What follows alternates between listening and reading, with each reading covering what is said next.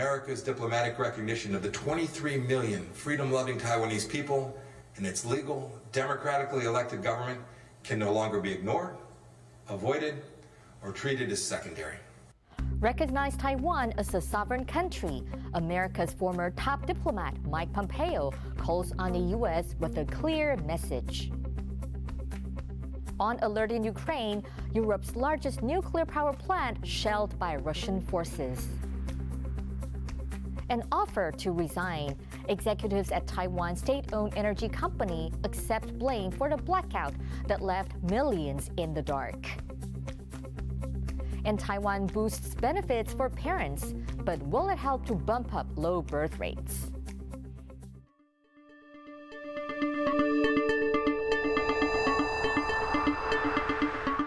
A warm welcome to TaiwanPlus News. I'm Betty Chen. Former U.S. Secretary of State Mike Pompeo says it's time for Washington to establish formal diplomatic ties with the Republic of China, Taiwan. Pompeo's remarks come on the third day of his four-day trip in Taiwan.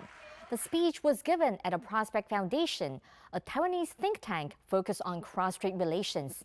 Pompeo also said the United States needs to change its ambiguous strategy and steadfastly support Taiwan. It is an imperative to change 50 years of ambiguity. It's about America's diplomatic recognition of the Republic of China, Taiwan, while the United States should continue to engage the People's Republic of China as a sovereign government. America's diplomatic recognition of the 23 million freedom-loving Taiwanese people and its legal, democratically elected government can no longer be ignored, avoided, or treated as secondary. It is my view that the United States government should immediately take necessary and long overdue steps to do the right and obvious thing, that is to offer the Republic of China, Taiwan, America's diplomatic recognition as a free and sovereign country. For more on Mike Pompeo's visit to Taiwan, Bing Wang spoke to Chen, professor of political science at Suzhou University. He began by asking what a former Secretary of State's visit means for U.S.-Taiwan relations. Mr. Pompeo is highly Taiwan-friendly. So in his term, he facilitated a lot of the pro-Taiwan policies. For example, he lifted the restriction of the official interaction between Taiwan and U.S., and also he promoted many economic cooperation talks and held by the State Department. So I think during his term, the U.S. also had a very significant turn on the China policy. So Pompeo was supposed to visit before Biden took office, but canceled his trip, citing pandemic reasons. Why is he visiting now, and what topics will be on the table? So they talk about the national security issues, economic cooperation, and also they talk a lot about the values of democracy and freedom. And I think that is what Mr. Pompeo promoted during his term. So he also stressed this in his speech in the presidential office this time. So I think the value of democracy, value of freedom, and the shared values between U.S. and Taiwan. What is the significance of Pompeo's visit, especially after the special delegation sent by the Biden White House? I think the special delegation is also very important to Taiwan because as we can see that there are many U.S. skepticism these days. So especially starting from the invasion of Ukraine by Russia. And I think this happened all the time. For example, last year when the U.S. retreated from Afghanistan, there are also a lot of U.S. skepticism. And then White House signals reassurance to Taiwan that the U.S.-Taiwan relations and commitment are rock solid. And this time, the White House directly sent a delegation to Taiwan, and it also provides some kind of reassurance to Taiwan. So this kind of visit and the U.S. current policy is had a very clear focus on the Indo-Pacific region. So Taiwan is part of it, And also, we can see that Taiwan joins U.S. allies for the sanction of Russia. So that this kind of efforts and the foreign policies again shows that the U.S.-Taiwan relations is highly solid. 3 Chinese warships were spotted near Orchid Island to the east of Taiwan proper on Wednesday night. They were reported about 92 kilometers to the southeast of the island.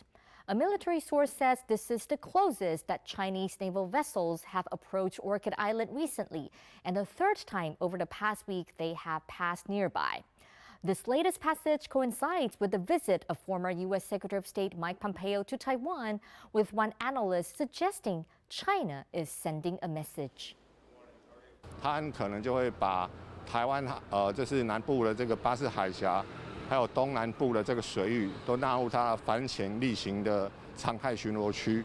用意第一个当然是阻绝降低美国潜舰进入南海的这个几率。那第二个是确保它的潜舰出太平洋的一个很重要的水下走廊。 Russian forces have shelled Europe's largest nuclear power plant as they press their offensive in Ukraine. The attack sparked a fire, but the world's leading nuclear authorities say there's no immediate cause for alarm about damage to the facility. Louise Watt reports. Early Friday, a new target of Russian shelling, a nuclear power plant in eastern Ukraine. The attack set off a fire and a desperate announcement from the plant's spokesperson. В результаті обстрілів пожежа на атомній електростанції. Повторюю, в результаті обстрілів військами Російської Федерації в бік Запорізької АЕС виникла пожежа. Ukraine's president again appealed to his neighbors for help. Європа зараз повинна прокинутися. Горить найбільша атомна станція Європи. Прямо зараз російські танки розстрілюють атомні блоки. Це танки, обладнані тепловізорами. Тобто вони знають, куди стріляють. Вони до цього готували.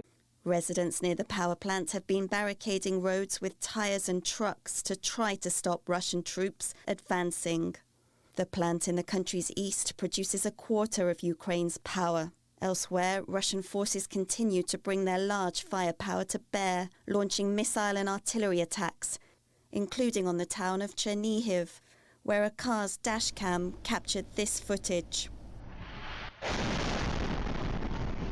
Homes and 2 schools were hit, killing at least 22 people. Russian forces are also attacking Mariupol, the main port city in the east, where residents have no water or power. Another round of talks between Russia and Ukraine ended Thursday with a tentative agreement to set up safe corridors to allow Ukrainians to leave and let aid in. Moscow hailed the agreement as substantial progress, but Kyiv said it had been hoping for more as the humanitarian crisis continues.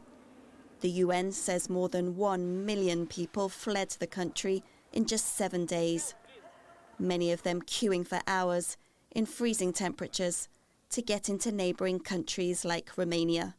When I tell my mom that I will go to abroad to save my life, mom was crying and told me that maybe she never see me again. I'm still scared. I'm still afraid that I can't see her anymore. As they leave Ukraine behind, mounting fears for their loved ones and their country's future. Chris Ma and Louise Watt for TaiwanPlus. The Winter Paralympic Games kick off in Beijing today, and athletes from Russia and Belarus will not be taking part. Ukraine's team, however, managed to arrive just in time for the opening ceremony. The Paralympic Committee made a last-minute decision to ban the teams after initially saying they could compete under a neutral flag. That drew objections from multiple nations and threatens they would withdraw. Russia is appealing the ban at a court of arbitration for sport in Switzerland. If upheld, 71 Russian and 12 Belarusian athletes will be sent home. Paralympic Committee President Andrew Parsons said that tensions related to the war in Ukraine had become untenable and they had to prioritize athlete safety and the integrity of the Games. To the para-athletes from the impacted countries, we are very sorry that you're affected by the decisions that your government took last week in breaching the Olympic truce. You are victims of your government's actions. And backlash against Russia's invasion of Ukraine in the sporting world has spread beyond the Paralympics. John Van Trieste has a roundup of some of the other pushback Russian athletes and sporting federations are facing. Soccer's world and European governing bodies, FIFA and UEFA, have suspended Russia indefinitely. This means no World Cup games this year and no matches in Europe for Russian teams. Meanwhile, English Premier League team Chelsea FC is up for sale after almost 20 years of ownership by Russian-born billionaire Roman Abramovich. That's amid calls by British lawmakers to include him in economic sanctions. In motorsport, Russian Formula One driver Nikita Mazepin has been barred from taking part in the British Grand Prix. The Russian race is cancelled, and drivers from Russia and Belarus can only compete as neutral. The International Tennis Federation has imposed a similar neutral rule on its players, meaning no flags and no national colors. The ruling came just days after Russian tennis player Daniil Medvedev tweeted a plea for peace on the same day he made an historic ascent to becoming the world #1 men's player. Klein Wang and John Van Trieste for TaiwanPlus. Top executives of Taiwan Power Company, the state-owned energy provider, have offered to resign over a power outage that left millions of people without electricity. The company has said that human error is most likely to have caused the outage, but that more details will be revealed in the coming days. Hameokan reports. A flick of the wrong switch during an annual routine maintenance knocked out power for over 5 million households. On Thursday morning, Taiwan Power Company, the state-run operator, reported that over 30% of the country's electricity was down. 工人去检修那个开关的时候，是没有掌握到那一个气体的量是已经不够了，所以导致这个在操作的时候，这个绝缘的能力不够，就发生了一个接地的一个故障。 Officials quickly mobilized a task force to get the power back on. Many streetlights, shops, and train services, particularly in the south, were affected, with more than 4,000 commuters experiencing delays. Taiwan's Ministry of Economics, which oversees Taipower, has repeatedly apologized for the incident. The company's executives have also offered their resignation. 造成了这样的一个大停电，那我们表达最深的歉意。我们会在3天内提出详细的书面报告。相关的究责的部分呢，等我们把详细的报告确定准备好了之后呢，再来处理。 Taiwan Power has announced that it will give a 5 to 10% discount for customers who were affected. Kamashu and Jaime Okan for TaiwanPlus. Coming up, South Korea's presidential race narrows just days before voting begins. Details after the break.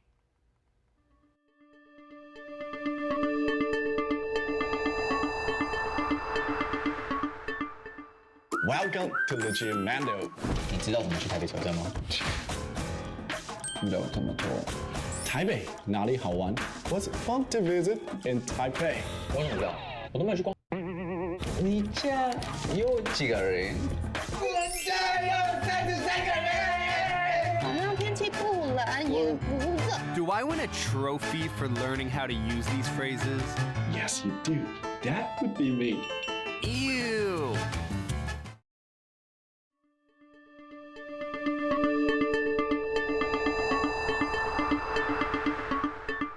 Welcome back. You're watching TaiwanPlus News. Taiwan's foreign ministry has evacuated another 21 people from Ukraine to Poland. 8 of them are Taiwanese and the rest are a family of different nationalities.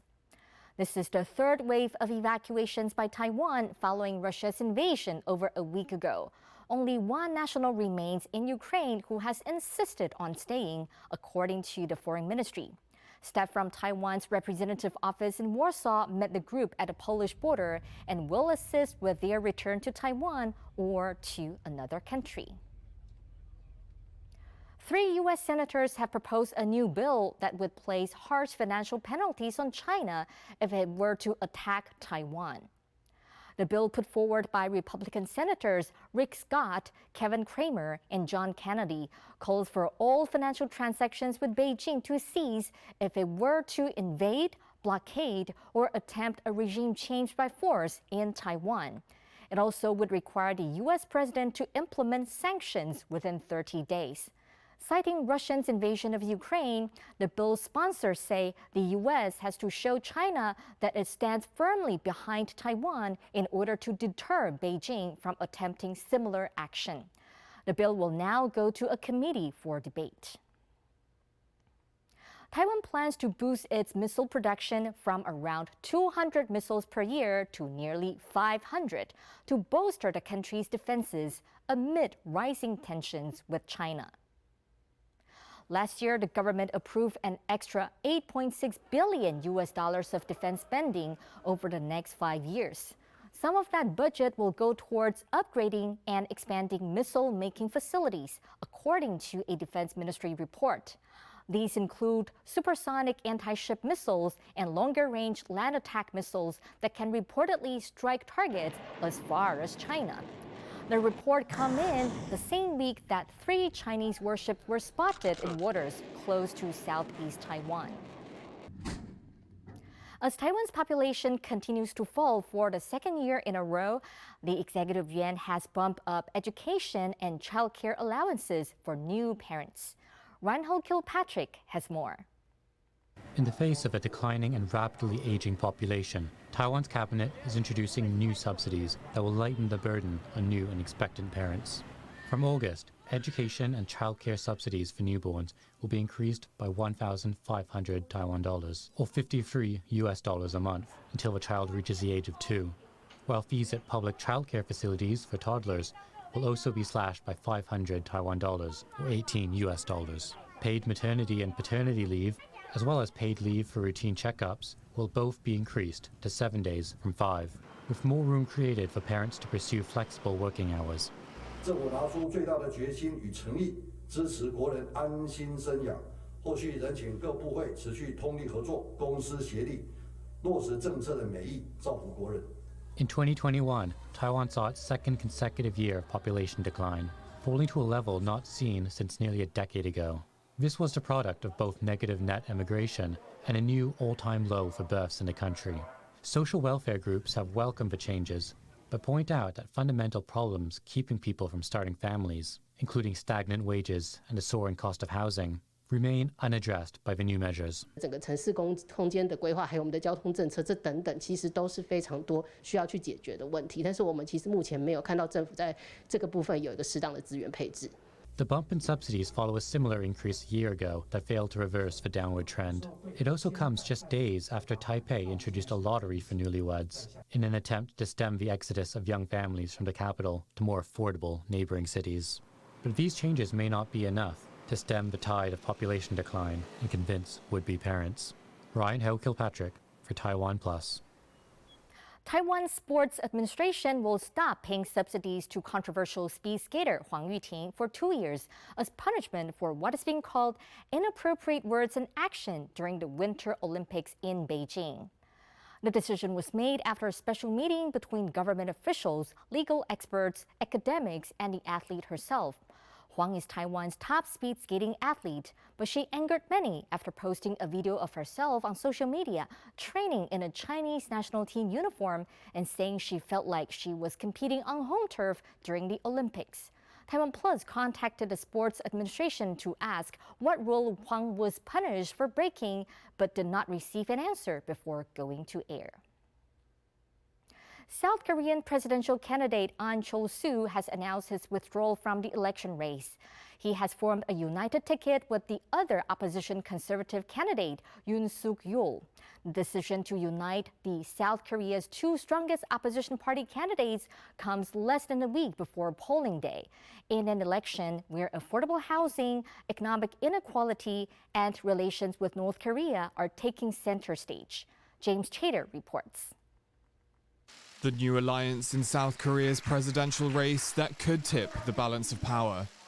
Opposition party Ahn Cheol-soo has dropped out of the presidential race and has declared his support for the other opposition candidate, Yoon Suk-yeol. That means South Korea's election is now a two-horse race between Yoon Suk-yeol and Lee Jae-myung of the ruling Democratic Party.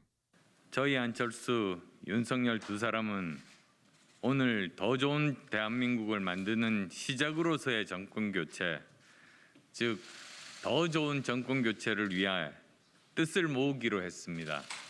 The formation of a united ticket between South Korea's main opposition parties comes less than a week before polling day. Officials from both parties were previously concerned of splitting the conservative vote if both candidates ran. 안철수 후보의 뜻을 받아 반드시 승리하여 함께 성공적인 국민 통합 정부를 반드시 만들고 성공시키겠습니다. Economic inequality and housing are at the heart of this election. Relative to income, average house prices in the capital Seoul are now more expensive than New York, Tokyo, and Singapore.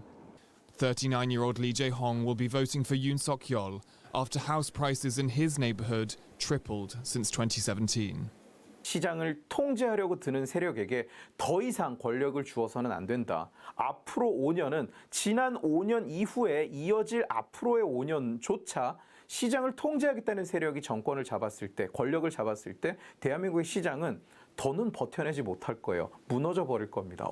And not far behind the economy are South Korea's relations with the world. The ruling Democratic Party has been a vocal opponent of Russia's invasion of Ukraine.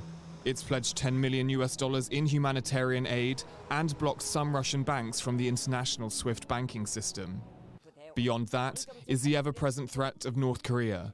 Pyongyang conducted its 8th missile test this year on Sunday after a brief respite during Beijing's Winter Olympics. With just days until the election, Yoon Suk-yeol is leading polls. The withdrawal of his conservative rival makes his prospects look even stronger. Klein Wang and James Chater for TaiwanPlus. 5 tiny robots designed and made in Mexico will blast off for the moon later this year. The so-called nano-robots were developed by researchers at Mexico's National Autonomous University and will work together when they reach the lunar surface. The bots are made of stainless steel, titanium alloys, and space-grade aluminum. They're equipped to gather samples of lunar minerals that could be useful in future space mining. The mission is poised to launch in June aboard what will be the first American spacecraft to land on the moon in nearly 50 years. It's said that nothing is stronger than a mother's love for her children. Even when the kids grow up and leave home, that bond remains. Join us as we meet 3 women from Taiwan's eastern county of Hualien who, despite their different backgrounds, have a shared belief in what it means to be a mom.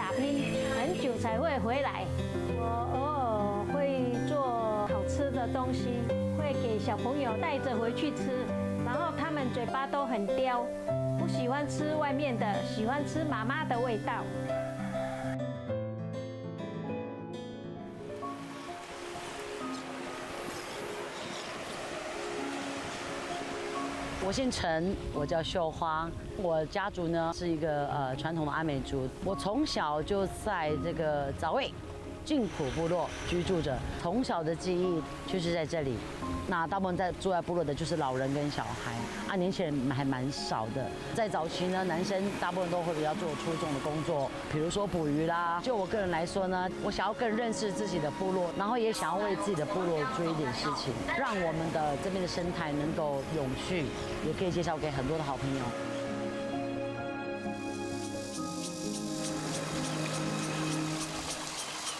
我是张洪水，我是越南人。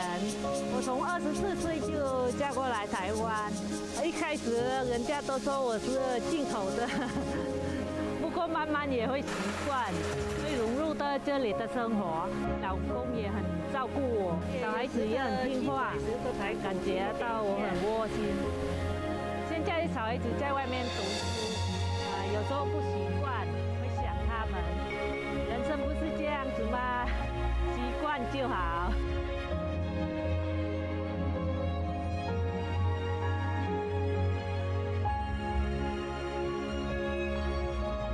喂，儿子啊，最近很少打电话回来咯，就嘛该心事，就得让妈妈讲啊，妈妈就得让你上班班咯。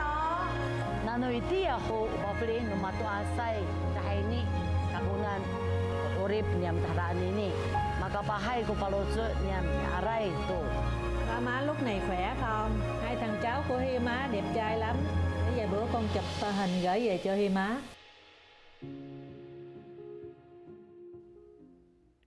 Thanks for watching TaiwanPlus News. I'm Betty Chen. We'll leave you with footage of people playing the piano at a Polish border to comfort refugees from Ukraine. For more stories from Taiwan and around the world, please download the TaiwanPlus app. Stay safe and see you next time.